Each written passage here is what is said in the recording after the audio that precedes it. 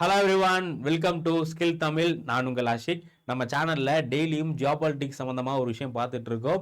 So நீங்கள் உங்கள் நாலேஜை வளர்த்துக்கணும், உலகத்தில் என்னென்ன விஷயங்கள் நடக்குது அப்படிங்கிறத தெரியணும்னா நம்ம சேனலை சப்ஸ்கிரைப் பண்ணி வீடியோ ஃபாலோ பண்ணுங்கள். உங்கள் ஃப்ரெண்ட்ஸ் அண்ட் ஃபேமிலிக்கு ஷேர் பண்ணுங்கள். இன்றைக்கி ரொம்ப ஒரு முக்கியமான விஷயம் தான் பார்க்க போகிறோம். என்ன பார்க்க போகிறோம் அப்படின்னா, நியூ ஸ்டார்ட் அப்படின்னு சொல்லக்கூடிய இந்த ஒரு ட்ரீட்டி முடிவுக்கு வருது.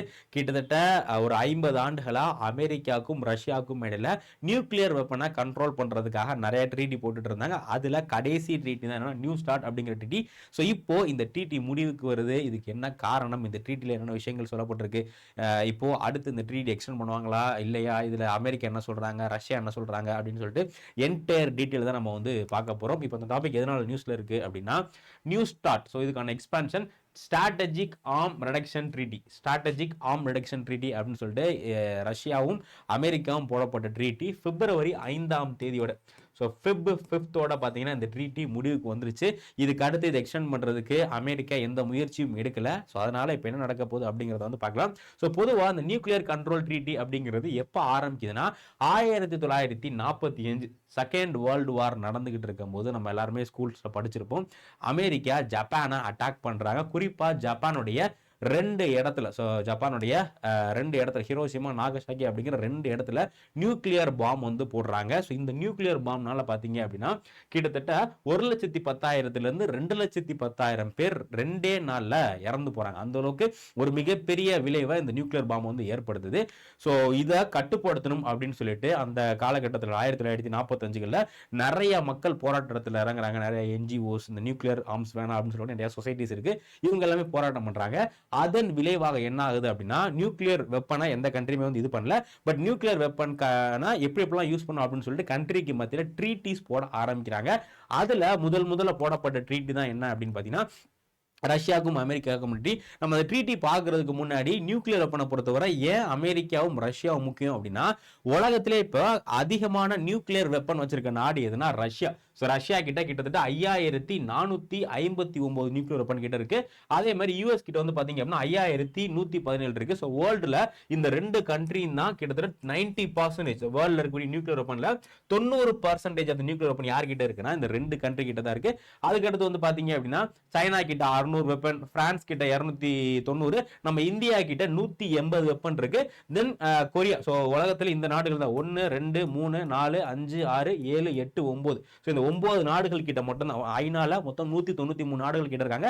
பட் அதுல இந்த 9 நாடுகளுக்கு மட்டும் தான் நியூக்ளியர் வெப்பன்ஸ். நியூக்ளியர் வெப்பன் அப்படிங்கிறது ஒரு மிகப்பெரிய விளைவை ஏற்படுத்தக்கூடிய வெப்பன் தான் நியூக்ளியர் வெப்பன். ஸோ இந்த 9 நாடுகள் கிட்ட இருக்கு. இதுல அதிகமா ரஷ்யா, யுஎஸ்ஏ, வேர்ல்டு இருக்கக்கூடிய 90% நியூக்ளியர் வெப்பன் இவங்க 2 பேர்கிட்ட தான் இருக்கு.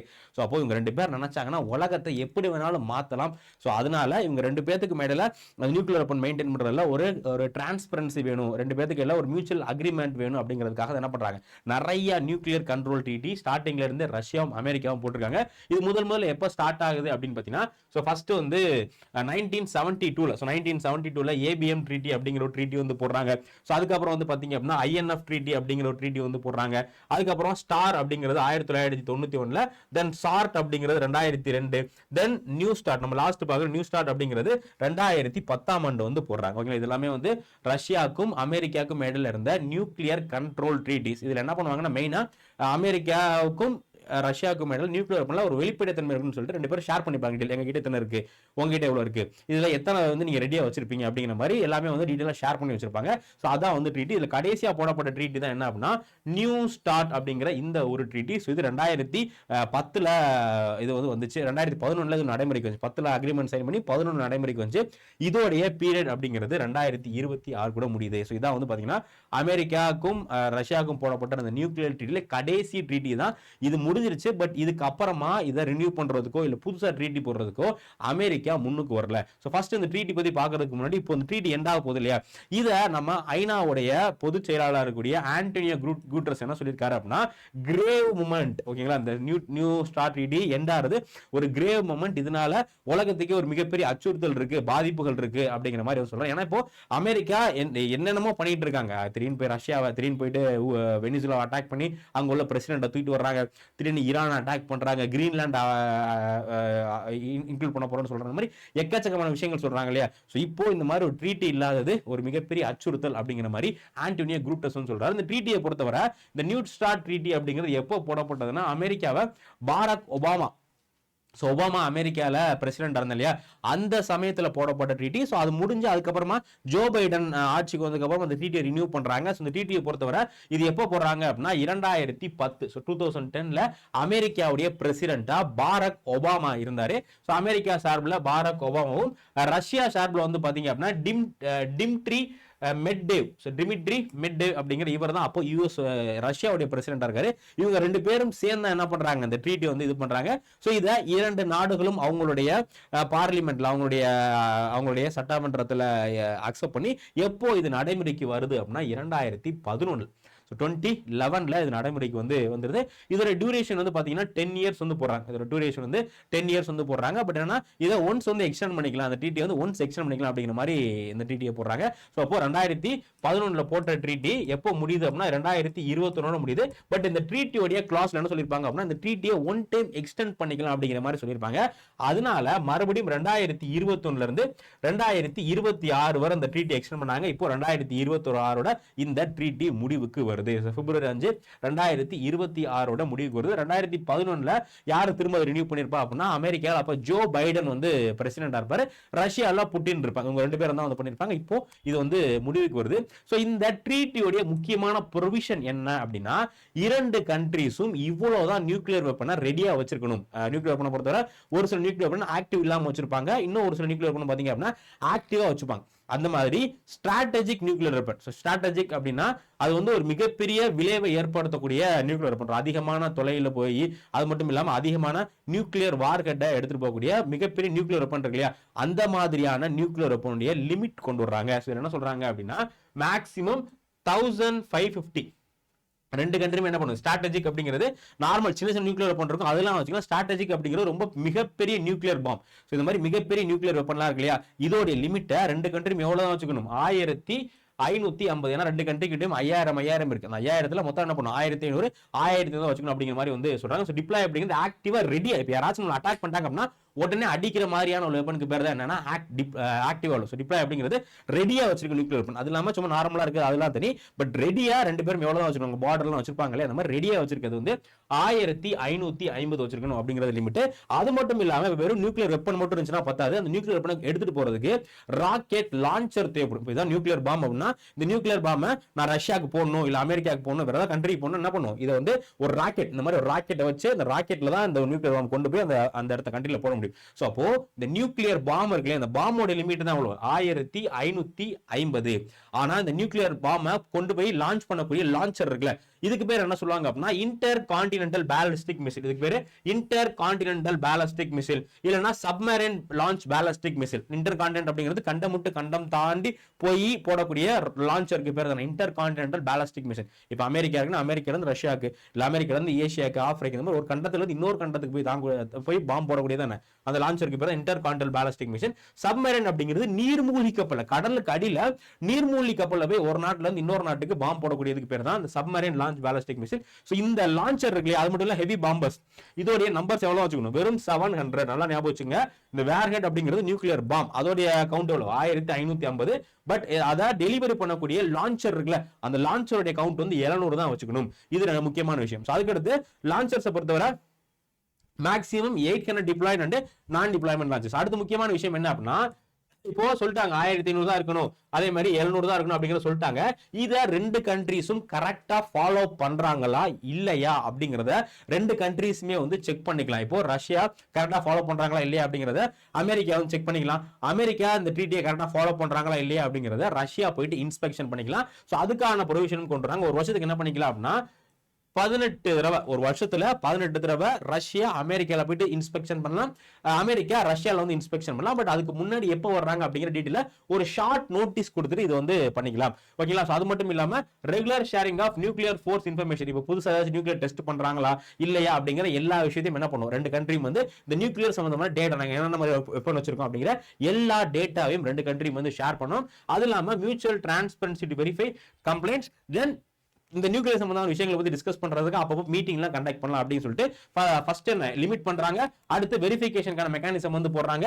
ஸோ இப்போ இந்த ட்ரீட்டியை பொறுத்தவரை இந்த ட்ரீட்டி கிட்டத்தட்ட ஒரு இந்த போட்டதுல இருந்து ஒழுங்கா தான் ஃபாலோ பண்ணிட்டு இருந்தாங்க. பட் இப்போ இந்த ட்ரீட்டில ஒரு சின்ன விரிசல் விட்டுச்சு. முதல் என்ன ஆகுது அப்படின்னா 2020 மார்ச் 2020ல இன்ஸ்பெக்ஷனை சஸ்பெண்ட் பண்றாங்க. ஓகேங்களா, அமெரிக்கா ரஷ்யாவுக்கு வரக்கூடாது, ரஷ்யா அமெரிக்காவுக்கு வரக்கூடாதுன்னு சொல்லிட்டு இன்ஸ்பெக்ஷனை சஸ்பெண்ட் பண்றாங்க. இதுக்கு காரணம் என்ன அப்படின்னா கோவிட் ஏற்படுது. அந்த சமயத்தில் கோவிட் ஏற்படுச்சு 2020ல. ஸோ அதனால ரெண்டு கண்ட்ரியும் என்ன பண்ணல, இந்த ட்ரீட்டியை வந்து வெரிஃபை பண்ணல. ஸோ அதுக்கு அடுத்து வந்து பாத்தீங்க அப்படின்னா 2022ல ரஷ்யா உக்ரைனை அட்டாக் பண்றாங்க. ரஷ்யாவுக்கும் உக்ரைனுக்கும் போர் 2022 பிப்ரவரியில் ஆரம்பிக்கும். ஸோ இந்த சமயத்தில் என்ன ஆகுதுன்னா இந்த ட்ரீட்டில மறுபடியும் ஒரு விரிசல் ஏற்படுது.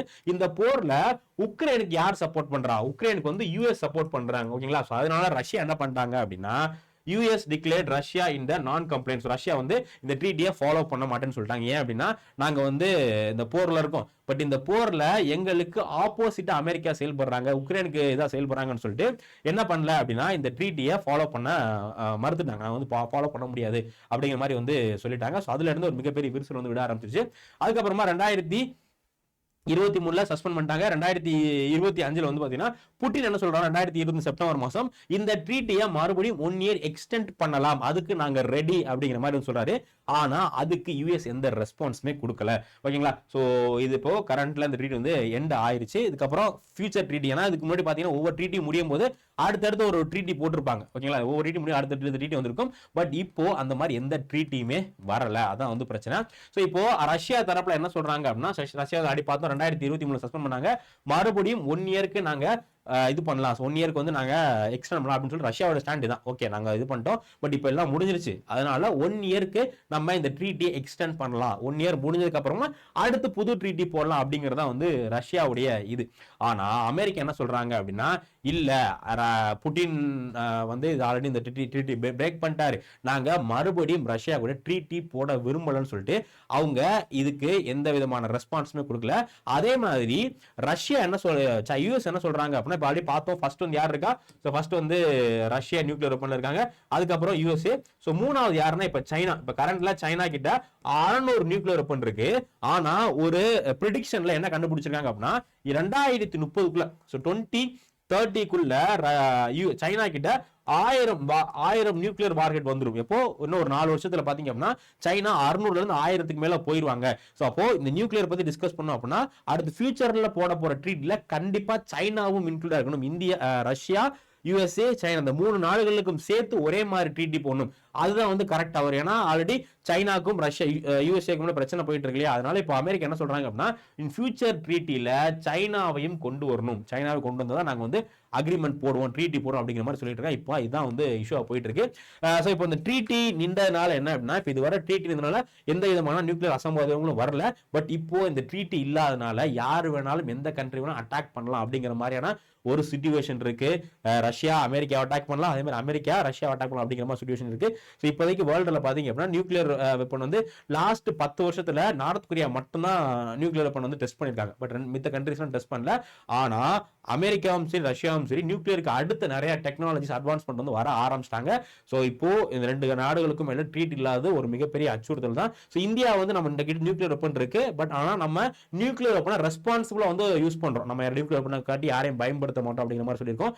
அதே மாதிரி அடுத்த நாடு நம்ம நியூக்ளியர் வெப்பனை வச்சு அடிக்காத வரை நம்ம யாரையும் அடிக்க மாட்டோம் அப்படின்னு சொல்லிட்டு நம்ம ரொம்ப பீஸ்ஃபுல்லான முறையில் வந்து எல்லாமே சொல்லியிருக்கோம். பட் ரஷ்யாவும் சரி யுஎஸ்ஏவும் சரி அந்த மாதிரி எந்த விதமான நியூக்ளியர் டாக்டரினும் அவங்க கிட்ட கிடையாது. ஸோ அதனால என்ன நடக்க போகுது அப்படிங்கிறத நம்ம பொறுத்திருந்து தான் பார்க்கணும். ஸோ இந்த சமயத்தில் யூஎனும் கொஞ்சம் எஃபெக்டிவ் இல்லாம தான் இருக்கு. ஏன்னா யூஎன் வந்து நிறைய விஷயங்கள் நடக்குது குளோபல் லெவலில், பட் அதெல்லாம் தட்டி கேட்க மாட்டாங்க.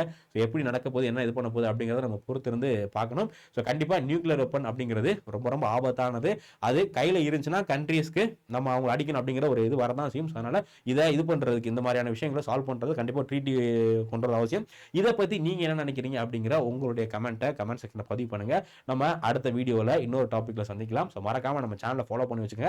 நம்ம டெய்லியும் உங்களுக்காக யூஸ்ஃபுல்லான இன்ஃபர்மேட்டிவான வீடியோஸ் வந்து போட்டுட்டு இருக்கோம். நீங்க நம்ம சேனலை ஃபாலோ பண்ண ஆரம்பிச்சீங்க அப்படின்னா உங்களுடைய டிசிஷன் மேக்கிங்ல, உங்களுடைய திங்கிங்ல, நீங்க உலகத்தை பார்க்கறதுல வேற டைமென்ஷன்ஸ் வந்து மாறும். அதனால தொடர்ந்து ஃபாலோ பண்ணுங்க, உங்களுக்கு சப்போர்ட் கொடுங்க. நம்ம சேனலை பத்தின ஃபீட்பேக்கையும் கமெண்ட்ஸ் சொல்லுங்க. நம்ம அடுத்த செஷன் மீட் பண்ணலாம். Thank you guys, thank you.